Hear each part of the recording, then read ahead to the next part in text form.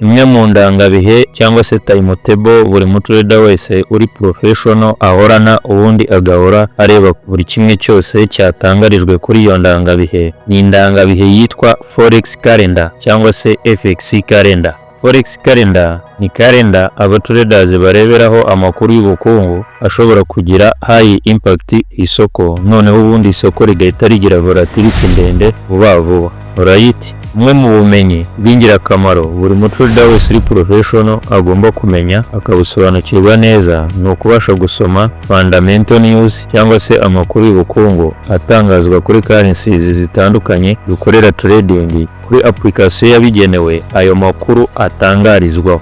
Hanyuma akamenya fundamental news zishobora kugira high impact ku isoko, ubundi isoko rikagira volatility ndende cyangwa se rikagenda vuba vuba, kuko iyo aba ari opportunity nziza ku batraders bari professional bazi kubyaza umusaruro izo high impact fundamental news. Icyambere ni iki? Icyambere ni amakuru no kubasha kuyasobanukirwa neza, ubundi ukayabyaza umusaruro.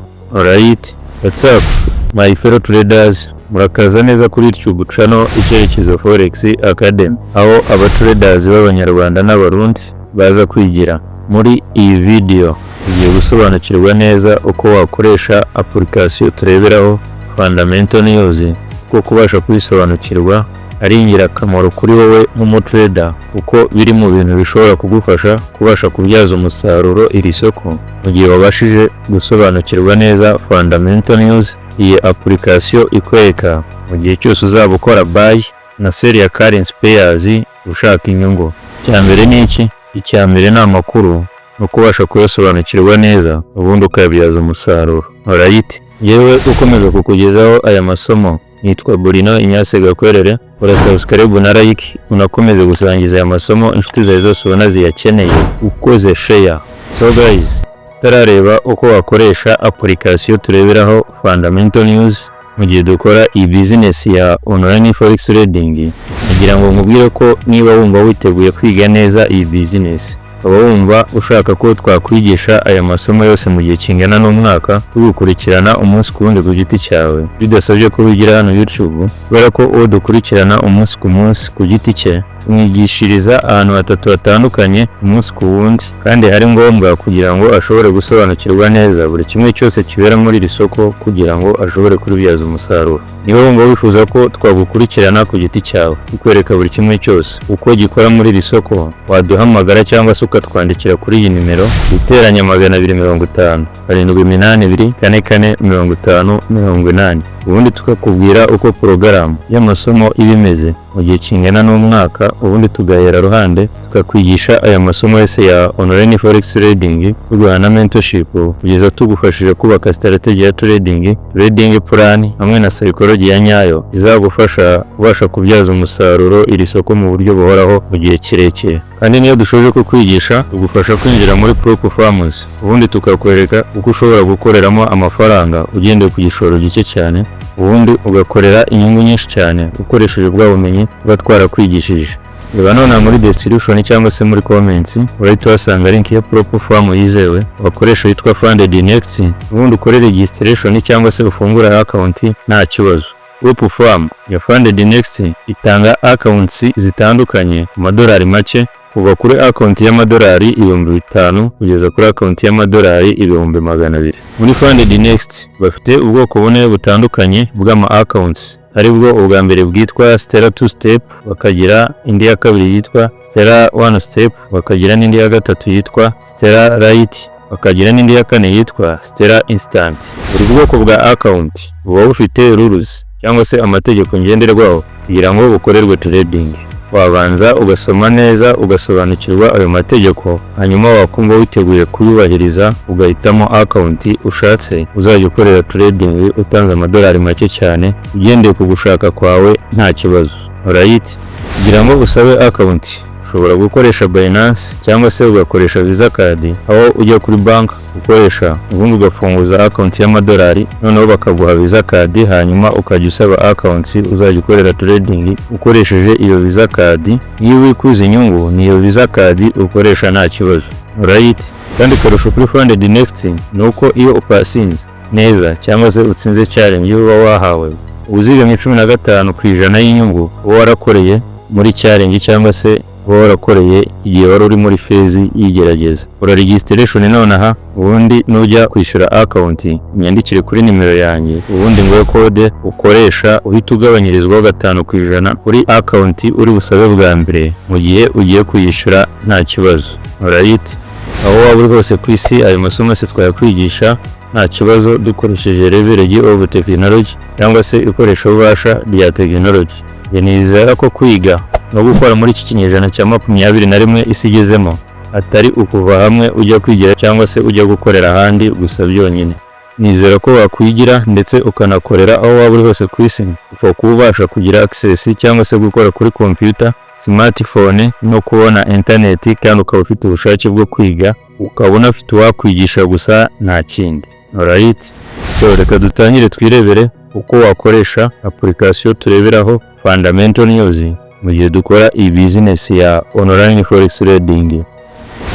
Somo rya 8 igice cya 4, sobanukirwa neza uko wakoresha application tureberaho fundamental news mu gihe dukora iyi business ya online forex trading.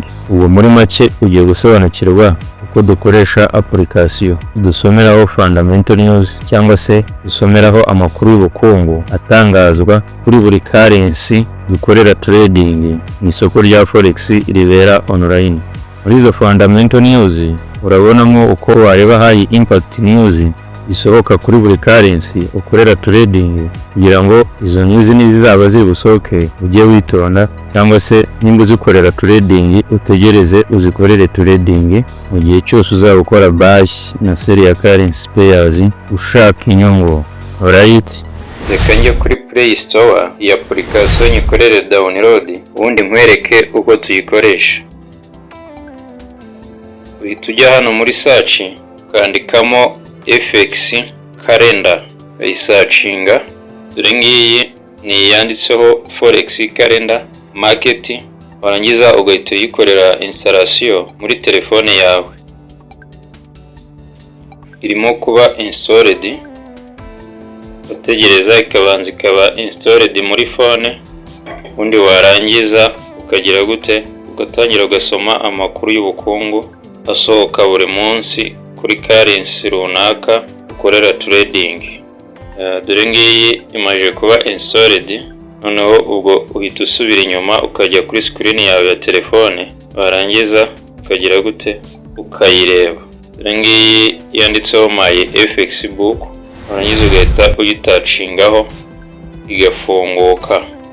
Gutyo ifungutse uhita acceptinga zino terms and conditions zo kuyikoresha, wemeza aguri nuko irimo gufunguka. My FX book taking your trading to next level. Iyo ushatse ushobora kugenda ukayiretinga, ariko reka nemeze leta kugira ngo dukomeze. Noneho hano urabona ibiriho n'ama ads barimo baramamaza XM broker. Zino ads urazikorozinga ubundi ugakomeza. Noneho twebwe aho dushaka cyangwa tuzajya dukoresha dusoma amakuru ni hano handitse calendar. Ubwo ibindi nyine ni ibyo ushobora gukoreraho kuri zino application. Urabona ko bagenda berekana ibintu byinshi: signals, forex debates, calendar, market news, outlook, calculators, notifications, top brokers, prop farmers, remove ads. Ubwo ads ushobora kuzikuramo ubishatse, birishyurirwa, ariko twebwe tuzajya dukoresha hano ha calendar dusoma amakuru. Ubwo rero ni gutya amakuru tuyasoma. Urabona nk'uyu munsi turi kuwa gatatu tariki ya 14 z'ukwezi kwa mbere 2026 nibwo iyi application ifunguye. Urabona ko berekana ko hari 67 events, ariko nk'uko ubibona events zigaragara za mbere hari izanditseho row ziri mu kabara k'icyatsi, ukomeje ukamanuka urabona iziri mu kabara gatukura handitseho high, n'iziri mu kabara k'umuhondo handitseho med bivuga medium. kuvuga rero ubwo nk'uko nababwiye yuko iyo dukora trading dutegereza amakuru nyine ashobora kugira high impact ku isoko, ni nayo twitaho cyane. Ashobora kugira high impact ku isoko ni aya ngaya ari mu kabara k'iki gatukura, ni ukuvuga niyo twitaho cyane, tukamenya igihe ashobora gusohokera, hanyuma tukagira gute, tukayategereza tukayakorera trading nk'uko nayibigishije dukoresheje za strategies dukoresha dutradingira amakuru. Rero ino application nubwo ifungutse gutya by default, ushobora kuyihindura mu buryo bwawe, ukavuga uti wenda ngewe ndashaka ko izajya inyereka amakuru ari high, ashobora kugira low impact sinshaka kuyareba, ashobora kugira medium impact wenda sinshaka kuyareba, ngewe ndashaka ko izajya inyereka ashobora kugira high impact, kugira ngo wenda ari uzajya wirebera n'undi atagira impact runaka ku isoko, nta mpamvu nk'uko nabivuze nyine yo kuyitaho. Ibyo byose rero uhita ujya muri setting ukabisetinga. Ubwo reka njye muri setting ndebe uko wabikora. Ujya hano kuri setting, hano kuri setting ukuntu berekana countdown, regular, notification, sound. Ubwo ni ukugira ngo wenda nihagira notification ziza ubashe kuzumva, na impact. Urabona impact barerekana high, medium, low na no impact. Hano hasi bakerekana currencies. Kuba currencies zose z'ibihugu byose byo ku isi urabona ko zirimo, ariko by default hari currencies zivivuye n'izitavivuye. Ni ukuvuga rero zino zivivuye n'ubundi nizo tuba dushakira amakuru, kubera ko ni nazo ziri high tradable cyangwa nizo ziri most traded mu isoko rya forex ribera online. Nizo n'ubundi dukorera trading, ndabona arizo bavivuye, ni nazo amakuru yazo akunda kugaragara hariya. Urabona ko bavivuye major currencies na minor currencies. Urabona ko no guhera kuri Australian dollar, Canadian dollar, Swiss franc, euro, pound, Japanese yen, NZD, New Zealand dollar hamwe na USD. N'ubundi currencies nizo dukorera trading. Urabona ko na Rwanda francs irimo, kuvuga buri currency yose washaka urabona ko ushatse wayivivura kugira ngo ino application ijye kwereka amakuru yayo mu gihe wenda ushaka kumenya cyangwa ushaka kuyakorera trading. Alright, nubwo icyo nagira ngo turebe nonaha ni uburyo ushobora gusetinga ino application yawe. Urabona uduhere kuri countdown, ni ukuvuga ni kwa kundi igihe kigenda kibara kikwereka igihe gisigaye kugira ngo ugire gute amakuru runaka. Ubirebye nonaha countdown niyo yapurayinzemo by default. Urabona ko hano izi news zitari zagira gute, zitari zasohoka cyangwa amakuru yazo ataratangazwa, ngizi ziragaragara. Urabona ko hano handitse wenda hano kuri iya medium, urabona ko bavuga ko habura 1 hour n'iminota 43 kugira ngo izo news zisohoke cyangwa zishyirwe hanze. Hano rero haba havivuye naho news ziba zagize gute, zasohotse cyangwa zatangajwe. Noneho izitaratangazwa, iyo hariya kuri setting harimo countdown, haba hari isaha ziri bugire gute, ziri butangarizweho, haba hari igihe kibura kugira ngo zitangazwe. Urabona ko bigiye biriho. Noneho hari n'ukuntu ushobora kugenda nyine ukabisetinga. Iyo wemeje hariya handitse regular, ugakora hano kuri apply, ni ukuvuga bigenda gute, noneho uhita hazamo isaha ari busohokeremo. Countdown ivaho nyine kubara igihe kigiye gisigaye, hakazamo isaha runaka ari busohokeremo. Wenda nemezemo regular, noneho in application yerekane isaha amakuru ari bubereho. Urabona umukomeje kumanuka, barerekana ko uyu munsi rwose none turi saa 6:18, saa 9 hari news zishobora kugira high impact ku idolari, zino za PPI MOM October. Urabona ko zihari, isaha barimo barayerekana. None dukomeje kuri setting, dushobora noneho gukuramo amakuru ari low na yadashobora kugira impact, tukibonera amakuru ya high na medium. Ubwo hano uhita kano kantu kavivuye ukavanamo, n'aka kavivuye ukakavanamo, warangiza ugakora kuri apply. None iyo ubikoze ya yandi yarari mu kabara k'iki icyatsi ahita agenda, ntago wongera kuyabona. Ukuvuga aha ngaha haba hasigaye, ashobora kugira high impact nashobora kugira medium impact ku isoko, akaba ari uzajya uhora usoma cyangwa application ikwereka. Urabona yasigaye ari mu kabara gatukura n'ari mu kabara k'umuhondo. Ubwo ni ukuvuga rero ni gutya tugenda tuyasoma. Ishaka kubihindura ujya hara kuri setting ukabihindura uko ushatse. Ubibonye neza urabona ko uyu munsi nyine umunsi kwa gatatu ku Yero hari amakuru y'iki ya ECB Guidance Speech, akaba n'andi ari sangahe saa 9 n'igice ari hayi y'iki PPI MO October. Yesterday nabwo yari ahari, urabona ayabaye yesterday ubwo n'ejo hashize. Aya rwose yanahinduye n'isoko cyane no muri group ya Telegram narabyerekanye nako yesterday hari amakuru ari high cyane. Aya ngaya yagize n'icyo akora ku isoko, harimo za core inflation rate, za CPI, za inflation rate. Urabona yo yaratangajwe kandi yagize na high impact ku idolari. Urabona barerekana yesterday na today rero ubwo hari n'aya ngaya nyine, hari n'aya ngaya. Ubwo niyo yo gutegereza ukamenya bari bwitware, nyuma tukayakorera trading. Noneho tomorrow ubwo n'ejo hazaza nyine naho urabona ko hari andi azasohoka tariki 15, naho hari events zizasohoka nako rwose barazerekana.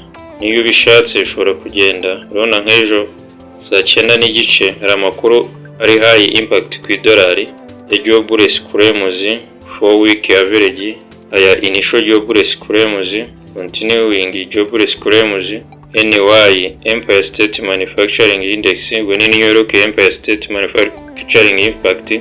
Gusa urabona ko azasohoka kuwa 4 tariki ya 15 kwezi kwa mbere 2026 saa 9 n'igice ku isaha mu Rwanda no mu Burundi. Nugutya rero ubwo this week ubwo ni amakuru azasohoka cyangwa yasohotse muri kino cyumweru cyose. Uyemeje ngaya barerekana yasohotse, amaje gusohoka nagize gute natarasohoka. Urabona ko application igenda yerekana ubasha kuyasoma no kuyamenya ingirakamaro. Alright, ngaya rwose aragaragara neza. Application yerekana next week nabwo urabona ko azazoka mu cyumweru gikurikira guhera ku wa mbere tariki ya 19 2026 kwezi kwa mbere. Urabona ko berekana azasohoka mu cyumweru gikurikira. Abari sawa kuyareba mbere warangiza ukayategereza ukayakorera trading. Gutya rero amakuru y'ubukungu tuyasoma. Urabona ko kugeza ubu ngubu ndimo ndareba ayagiye ashobora kugira high impact na medium impact. Nasubireyo noneho agira medium impact nyavanemo ndebe agira high impact gusa. Jyayo hano kuri setting ari no medium kavi ukagakuramo ukemeza apply. Ubwo ashobora kugira medium impact abavuyemo hagasigara ashobora kugira high impact gusa, akaba ari application izagikwereka. Today ubu ashobora kugira high impact n'ayangaye ari busohoke saa 9 n'igice n'andi ari busohoke saa 11 zuzuye. Ya existing home sales arasohoka saa 11 ku idolari.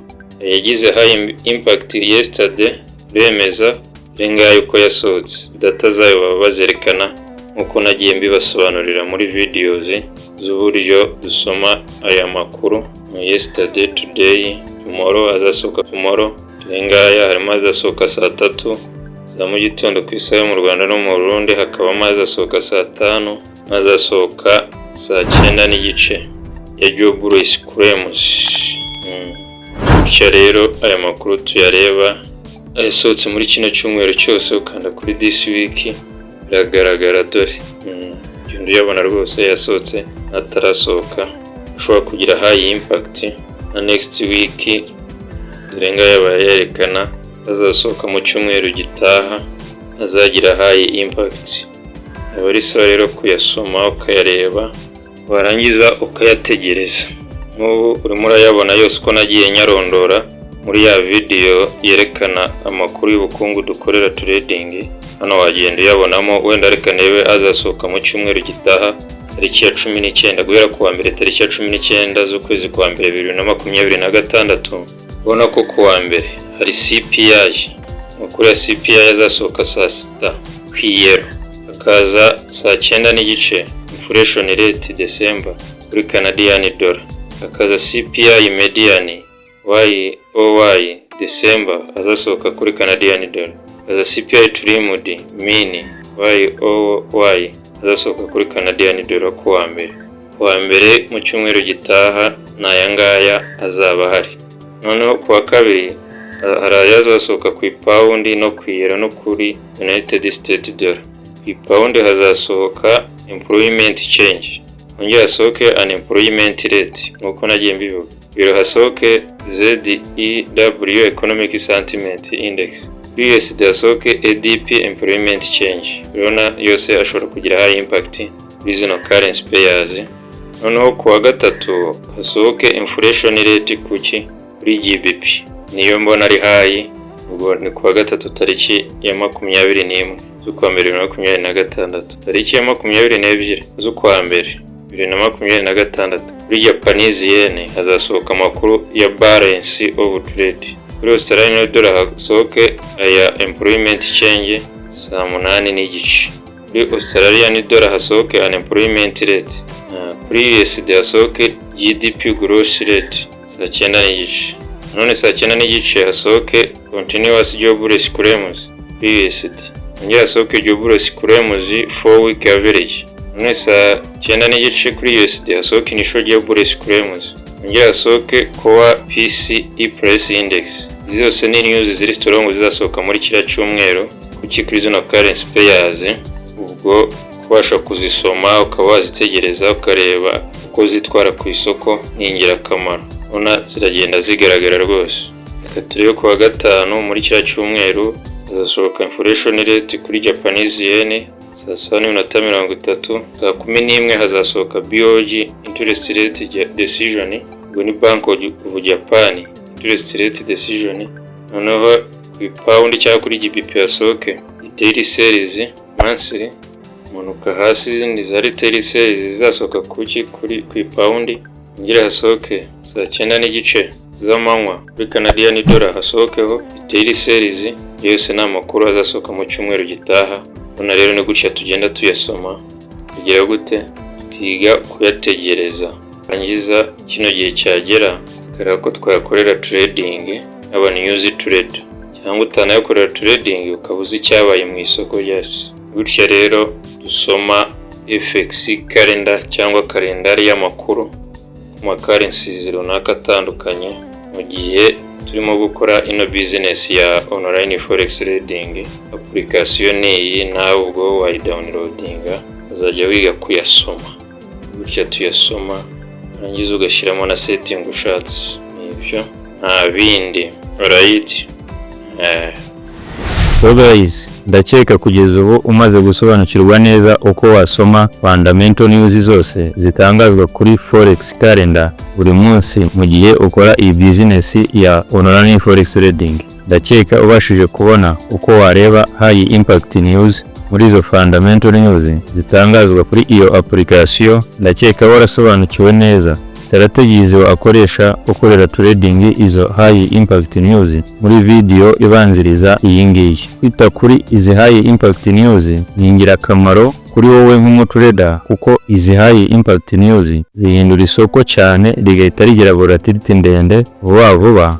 Ibyo bizagufasha kubasha kubyaza umusaruro iri soko mu gihe wabashije kuzisoma neza ukamenya igishobora kuba mu gihe zisohotse. Alright. Hi traders, Consumer Price Index aka CPI news is releasing this week, which means we are expecting massive moves in the markets that could potentially make us huge amounts of money. Ensure you have a live funded trading account and let's trade. Happy trading. Now I'm ready to take a trade on GBP USD. It's a sell trade. This level was taken out. Let's go ahead and enter one sell. Right, my stop loss is going to be this high. Then my take profit is going to be twice as much from here. Now we're in first profit, $100. Oh, it went back again, minus $50. Let's see how this goes. Now I'm risking 12 pips. I want to make times 2, which is 24 pips. So that's what I'm trying to calculate. Wow, that was quick. That's my profit. So it hit my profit. That's because of CPI that just got released. I mean, not bad. That's a good one. Alright. So guys, waramaze gufungura account yawe ya trading kuri broker wizewe se. Reba none muri description cyangwa se muri comments urahita wasanga link ya broker wizewe, ubundi ufungure account yawe ya trading utangire ukore trading nta kibazo. Niba udasobanukiwe neza uko wafungura account yawe ya trading kuri broker, urahasanga link ya video iri mu Kinyarwanda igusobanurira neza uko wafungura account yawe ya trading kuri broker. Urabona neza uko wafungura Rio cyangwa se live account, uranabona neza uko wafungura demo account, ndetse unasobanukirwe neza uko wakora deposit na withdraw y'amafaranga yawe. Uranabona uburyo bwinshi butandukanye wakoramo icyo gikorwa cyo gushyira no gukora amafaranga yawe kuri account ya trading, harimo MTN Mobile Money na Airtel Money. Alright.